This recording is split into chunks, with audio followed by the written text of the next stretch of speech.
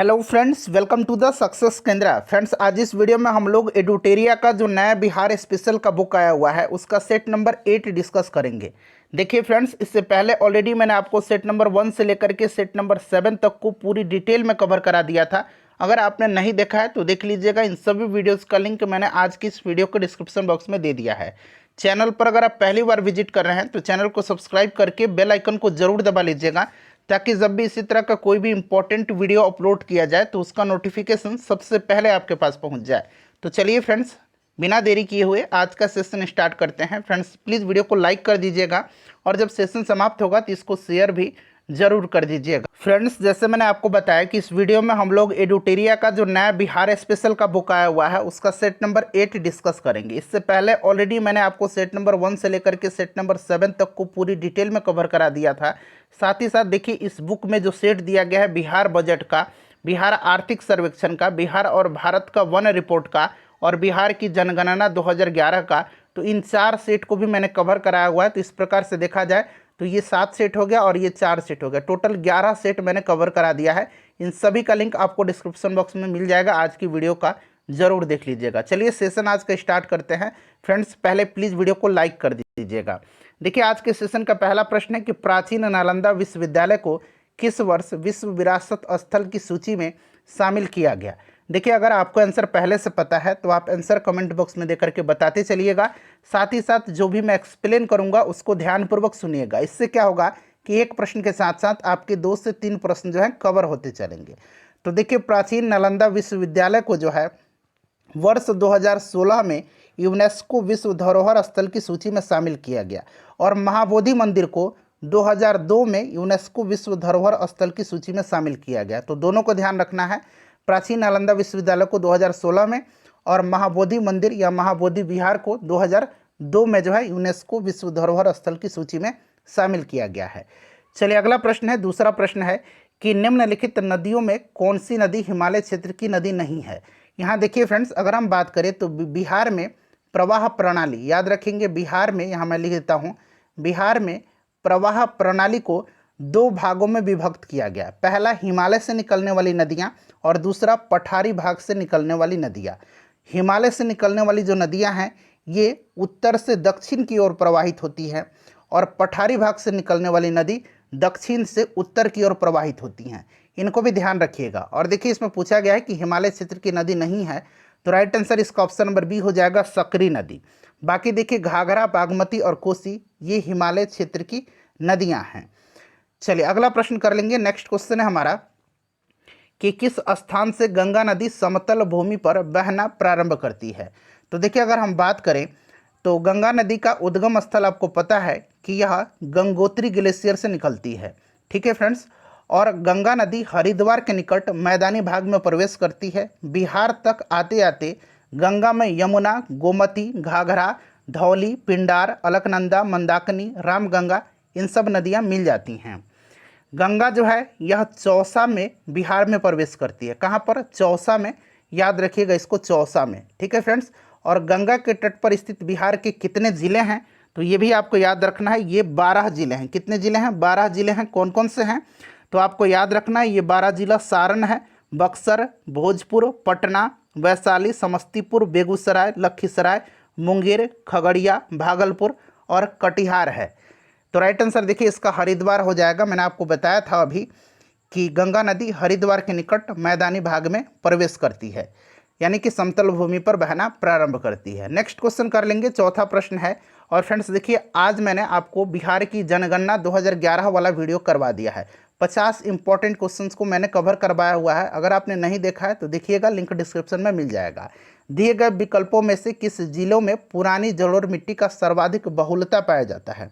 यहाँ पर पूछा गया है पुरानी जलोढ़ मिट्टी का सर्वाधिक बहुलता पाया जाता है। तो देखिए, पुरानी जलोढ़ मिट्टी को किस नाम से जाना जाता है तो पुरानी जो जलोढ़ मिट्टी है फ्रेंड्स, इसको बांगर के नाम से जाना जाता है। किसके नाम से जाना जाता है? बांगर के नाम से जाना जाता है। और जो नई जलोढ़ मिट्टी है उसको किस नाम से जाना जाता है तो नई जलोढ़ मिट्टी को जाना जाता है खादर के नाम से। ठीक है, दोनों को ध्यान रखिएगा। और यहाँ पूछा गया है कि पुरानी जलोढ़ मिट्टी के सर्वाधिक बहुलता कहाँ पर पाई जाती है।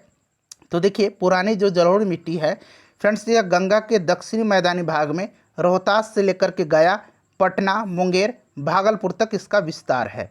ठीक है, तो यहाँ पर देखिए राइट आंसर इसका क्या हो जाएगा, यहाँ पर गया दिया गया है। ठीक है, याद रखेंगे, ऑप्शन नंबर डी इसका राइट आंसर हो जाएगा।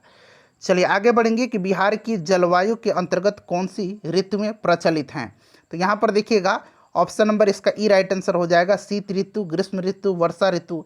Option number E right answer हो जाएगा। सप्तधारा या सतधरवा कुंड कहाँ पर स्थित है, इसको सप्तधारा जलकुंड भी कहा जाता है और यह राजगीर में स्थित है। ऑप्शन नंबर सी हो जाएगा इसका राइट आंसर। उसके बाद देखिएगा कि भारत तथा नेपाल सरकार की सहमति से कोसी परियोजना की शुरुआत कब की गई थी। देखिए कोसी परियोजना की शुरुआत पूछा गया है, बताइए फ्रेंड्स इसका राइट आंसर क्या हो जाएगा। तो यहाँ पर आप ध्यान देंगे तो देखिए फ्रेंड्स, अगर हम बात करें तो कोसी परियोजना जो है यह बाढ़ की विभीषिका से बचने के लिए भारत सरकार और नेपाल सरकार की सहमति से 1954 में 1954 में कोसी नदी परियोजना के अंतर्गत भारत ने नेपाल सीमा पर हनुमान नगर के समीप कोसी नदी पर बांध बना करके दोनों ओर दो नहरें, पूर्वी कोसी नहर तथा पश्चिमी कोसी नहर निकाली गई हैं। 1954 इसका राइट आंसर हो जाएगा। उसके बाद देखिए भीम बांध वन्यजीव अभ्यारण्य कहाँ स्थित है। तो फ्रेंड्स यह कहाँ पर स्थित है, तो यह जो है मुंगेर में है। अच्छा, चंपारण में एकमात्र नेशनल पार्क है बिहार का, वाल्मीकि नेशनल पार्क। ठीक है, वाल्मीकि टाइगर रिजर्व भी पश्चिम चंपारण में है। उदयपुर वन्यजीव अभ्यारण्य भी, उदयपुर वाइल्ड लाइफ सेंचुरी भी पश्चिम चंपारण में ही है। कैमूर में क्या है, कैमूर वाइल्ड लाइफ सेंचुरी है। और जमुई में नागी और नकटी पक्षी अभ्यारण्य है या पक्षी विहार है, इनको भी ध्यान रखिएगा। उसके बाद देखिएगा कि बिहार का सर्वाधिक वन क्षेत्र वाला जिला कौन सा है। बिहार वन रिपोर्ट 2021 वाला वीडियो जो मैंने कवर कराया हुआ था, इसी बुक का सेट है। अगर उसको आपने देखा होगा तो आसानी से इसका आंसर दे पाए होंगे। सर्वाधिक वन क्षेत्र वाला जिला जो है यह कैमूर है, दूसरे नंबर पर पश्चिम चंपारण है और तीसरे नंबर पर रोहतास है। तो यहाँ पर देखिए राइट आंसर इसका ऑप्शन नंबर बी हो जाएगा। और सबसे कम वन क्षेत्र वाला जिला, सबसे कम वनावरण वाला जिला शेखपुरा है, शेखपुरा है, ध्यान रखिएगा। अबरख का सर्वाधिक उत्पादन कहाँ पर होता है, अबरख का सर्वाधिक उत्पादन जो होता है कहाँ पर होता है, तो फ्रेंड्स ये गया हो जाएगा राइट आंसर इसका। 2011 की जनगणना के अनुसार भारत तथा बिहार का जनसंख्या घनत्व क्रमशः, तो जनगणना वाला भी वीडियो मैंने कवर करा दिया है, उसमें भी यह प्रश्न दिया गया था। तो यह आपका कितना हो जाएगा, भारत की जो जनघनत्व है वो कितना है, तो बताइए। 382 व्यक्ति प्रति वर्ग किलोमीटर है और बिहार का 1106 व्यक्ति प्रति वर्ग किलोमीटर है। उसके बाद देखिएगा कि 2011 के जनगणना के अनुसार न्यूनतम लिंगानुपात वाला जिला। ये सभी प्रश्न अगर आपने जनगणना वाला वीडियो देखा है तो आसानी से दे पा रहे होंगे, लिंक डिस्क्रिप्शन में मिल जाएगा। आज ही मैंने उसको कवर कराया है, चैनल पर चले जाइए और चैनल पर जाकर के देख लीजिए। तो देखिए फ्रेंड्स, यह मुंगेर का है। मुंगेर का कितना है, तो 876 है। और सर्वाधिक जो लिंगानुपात है ये गोपालगंज का है। गोपालगंज का कितना है, तो इसको भी ध्यान रखिएगा, 1021 है। क्लियर, 1021 है, ये 2 है। चलिए आगे बढ़ेंगे कि बिहार में स्थित बरौनी तेल शोधक कारखाना किस देश के सहयोग से स्थापित किया गया था। तो देखिए बरौनी तेल शोधक कारखाना जो है यह किस जिला में है, तो बेगूसराय में है। सोवियत यूनियन की सहायता से 1964 में इसे स्थापित किया गया था। तो यहाँ पर देखिए रूस दिया गया है। चलिए अगला प्रश्न कर लेंगे। नेक्स्ट क्वेश्चन है कि बिहार में विद्युत इंजन कारखाना स्थित है। बिहार में विद्युत इंजन कारखाना जो है ये मधेपुरा में है। ठीक है, मधेपुरा में है। उसके बाद देखिएगा नेक्स्ट क्वेश्चन है कि मढ़ौरा स्थित, अच्छा मढ़ौरा कहाँ पर है, तो सारण में है। मढ़ौरा स्थित डीजल रेल कारखाना द्वारा निर्मित शक्तिशाली डीजल इंजन गजराज कितना हॉर्स पावर का है, कितना एचपी का है गजराज, तो गजराज जो है यह 6000 एचपी का है। ऑप्शन नंबर इसका देखिए ये जो होगा करेक्ट आंसर हो जाएगा। उसके बाद देखिए बिहार राज्य पथ परिवहन निगम की स्थापना कब की गई थी, तो सड़क परिवहन निगम अधिनियम 1950 के प्रावधानों के तहत इसकी स्थापना 1959 यानी कि 1959 में किया गया था। ऑप्शन नंबर डी इसका राइट आंसर हो जाएगा, 1959 में इसकी स्थापना की गई थी। उसके बाद देखिए बिहार सरकार के द्वारा प्रति वर्ष स्थापना दिवस जो है कब मनाया जाता है, तो फ्रेंड्स प्रत्येक वर्ष जो है यह मनाया जाता है कब, तो 22 मार्च के दिन। अच्छा 22 मार्च के दिन विश्व जल दिवस भी मनाया जाता है, इसको भी ध्यान रखिएगा। उसके बाद है कि बिहार विधानसभा में अनुसूचित जनजाति, ठीक है, यानी कि एसटी के लिए पूछा जा रहा है कितनी आरक्षित सीटों की संख्या है। तो देखिए टोटल 38 सीट जो है यह किसके लिए है, एससी के लिए है, और 2 सीट जो है यह एसटी के लिए है। तो ध्यान रखिएगा 2 इसका राइट आंसर हो जाएगा, ऑप्शन नंबर बी इसका सही आंसर हो जाएगा। चलो उसके बाद देखिएगा कि भारतीय संविधान के किस अनुच्छेद के अंतर्गत विधानसभा के सदस्य बनने हेतु 25 वर्ष की न्यूनतम आयु सीमा तय की गई है। तो देखिए जो आर्टिकल 173 है इसमें विधानमंडल के सदस्यों की जो अर्हताएं हैं वो दिया गया है। तो ऑप्शन नंबर डी इसका राइट आंसर हो जाएगा 173।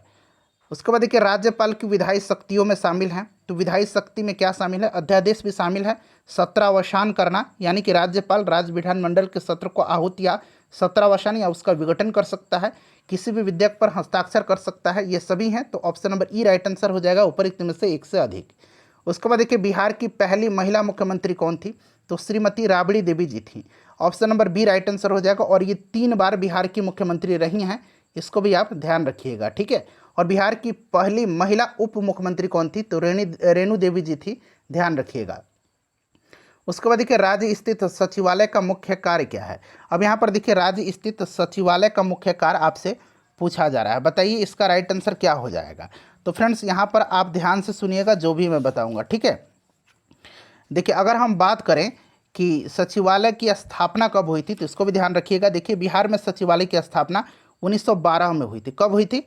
तो 1912 में हुई थी, ठीक है। और सचिवालय का जो कार्य है इसका मुख्य कार्य नीति निर्धारण, विधान निर्माण एवं नियमावली का गठन, क्षेत्रीय नियोजन एवं परियोजनाओं का निर्माण, बजट एवं नियंत्रण व्यवस्था, क्रियान्वयन एवं मूल्यांकन, समन्वय तथा दायित्वों के निर्वाह में विभिन्न जो विभागीय मंत्री हैं, राज्य मंत्री हैं और उप मंत्री हैं उनका सहयोग करना है। तो देखिए एक से अधिक सभी हो जाएगा, option number E right answer हो जाएगा।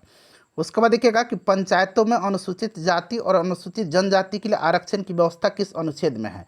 तो मैंने सभी जो इसका अनुच्छेद था 243 से लेकर के 243 ओ तक या 243 अड़ा कह लीजिए, इन सबको मैंने स्पेशल जो है भारत का पंचायती राज व्यवस्था का वीडियो कल मैंने अपलोड किया था उसमें कवर करा दिया था। अगर आपने उस वीडियो को देखा होगा तो आसानी से आप इसका आंसर दे पा रहे होंगे। तो देखिए फ्रेंड्स अगर हम बात करें कि अनुच्छेद 243 ए में क्या है तो ग्राम सभा है, अनुच्छेद 243 ए में ग्राम सभा है, 243 बी में क्या है पंचायतों का गठन है, 243 सी में क्या है तो पंचायतों की संरचना है और 243 डी में क्या है तो स्थानों का आरक्षण है। तो यहीं पूछा गया अनुसूचित जातियों के लिए आरक्षण की व्यवस्था, तो ऑप्शन नंबर डी हो जाएगा। उसके बाद देखिए राज्य लोक सेवा आयोग के सदस्यों को निम्न में से कौन हटा सकता है? तो राज्य लोक सेवा आयोग के जो सदस्य हैं इनकी नियुक्ति तो राज्यपाल कर सकता है परंतु हटाने का अधिकार नहीं है, हटा सकता है राष्ट्रपति।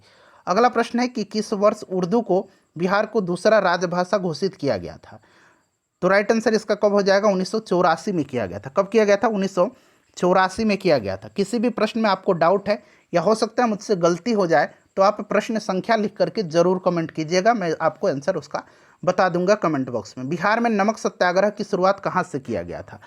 बिहार में नमक सत्याग्रह का शुरुआत जो है पूछा गया है कहाँ से किया गया था, तो बताइए राइट आंसर इसका क्या हो जाएगा। तो यह चंपारण और सारण से किया गया था, चंपारण से और सारण से, इसीलिए ऑप्शन नंबर ई इसका राइट आंसर हो जाएगा एक से अधिक, ठीक है। चलिए आगे बढ़ेंगे, नेक्स्ट क्वेश्चन कर लेंगे कि किस क्षेत्र में राहुल संकृत्यायन 1920 के असहयोग आंदोलन में सक्रिय रहे थे? बताइएगा इसका राइट आंसर क्या हो जाएगा। असहयोग आंदोलन में सक्रिय रहे थे यह पूछा गया है।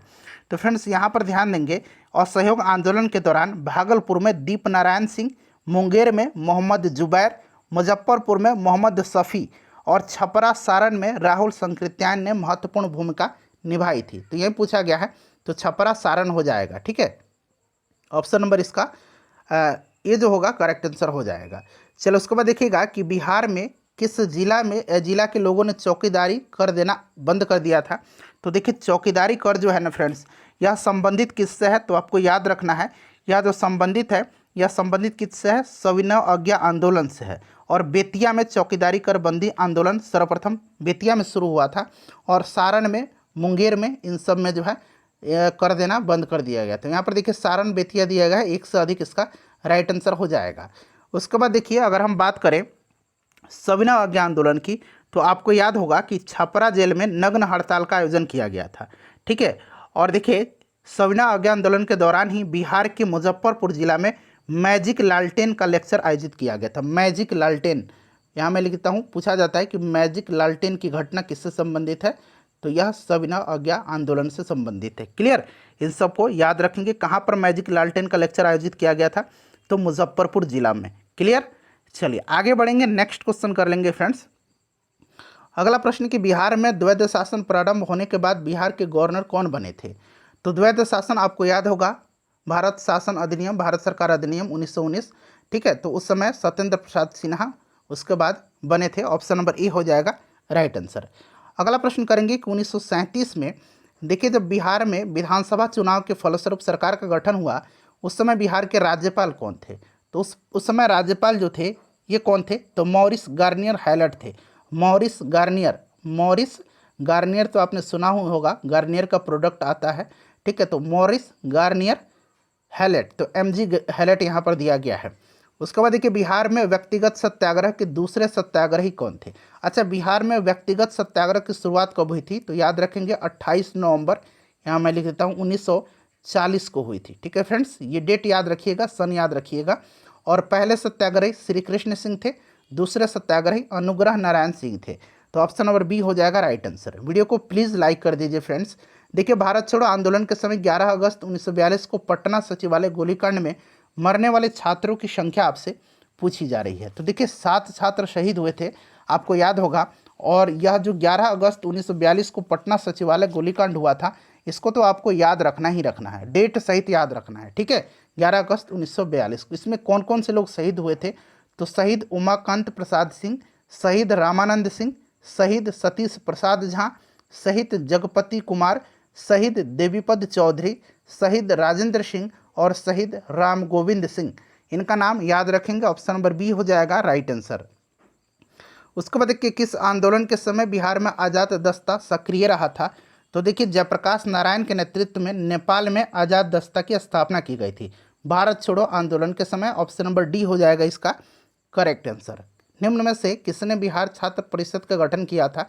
यह प्रश्न ऑलरेडी इस सेट में पहले भी दिया गया था इस बुक में, तो डॉक्टर राजेंद्र प्रसाद थे। ऑप्शन नंबर सी हो जाएगा करेक्ट आंसर। चलिए आगे बढ़ेंगे, नेक्स्ट क्वेश्चन कर लेंगे कि गौ हत्या रोकने के लिए बिहार में गौरक्षणी सभा की स्थापना कब हुई थी।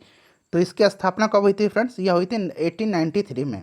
बिहार में नोनिया विद्रोह कब हुआ था, तो 1770 से 1800 ईस्वी के मध्य हुआ था। और इसका कारण क्या था, तो सोरा उत्पादन में जो नोनिया जाति के लोग लगे थे उनका अत्यधिक शोषण हो रहा था, इसी के कारण हुआ था।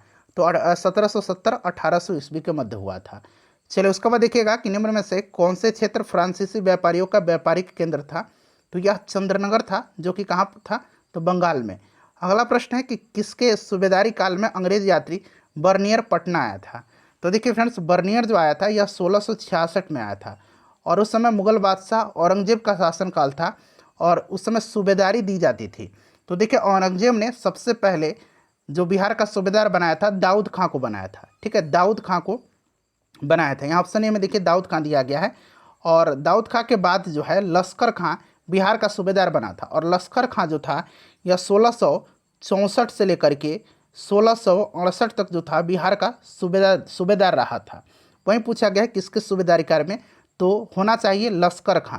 क्या होना चाहिए था, लश्कर खां। आप जब बुक पढ़ेंगे तो इस वहाँ पर आपको मिल जाएगा, ठीक है। वैसे इस बुक में इसका आंसर दाऊद खां दिया गया, लेकिन ये गलत आंसर है। लश्कर खां जो था उस समय बिहार का सूबेदार था, ठीक है। तो ऑप्शन में देखिए लश्कर खां नहीं दिया गया, option number E right answer हो जाएगा, उपरोक्त में से कोई नहीं। भारत में कौन शेरशाह का उत्तराधिकारी बना था, तो यह इस्लाम शाह बना था। उसके बाद देखिएगा नेक्स्ट क्वेश्चन है हमारा, अगला क्वेश्चन है कि 8वीं शताब्दी के बाद मौखरी वंशीय शासन की समाप्ति के बाद किस वंशीय शासक की नींव जो है बिहार में पड़ी थी। तो मौखरी वंश के बाद जो है पाल वंश की स्थापना हुई थी, और इसका संस्थापक कौन था, गोपाल था, ठीक है, याद रखिएगा। देखिए बंगाल के किस शासक के समय सिकंदर लोदी ने बंगाल और मुंगेर दोनों के बीच सीमा रेखा का निर्धारण किया था। तो सिकंदर लोदी के बिहार अभियान के फलस्वरूप बंगाल के शासक अलाउद्दीन हुसैन शाह के साथ एक संधि हुई थी, और इसी संधि के अंतर्गत मुंगेर को दोनों के बीच सीमा निर्धारित किया गया था। तो राइट आंसर इसका क्या हो जाएगा, Alauddin Hussain Shah. Option number A right answer इसका हो जाएगा। चलिए आगे बढ़ेंगे, नेक्स्ट क्वेश्चन कर लेंगे कि निम्नलिखित में से किस स्थान पर बख्तियार खिलजी के शव को दफनाया गया है। तो यह बिहार शरीफ में। नेक्स्ट क्वेश्चन है कि निम्नलिखित में से किस शासक के शासनकाल में चतुर्थ बौद्ध संगति का आयोजन किया गया था।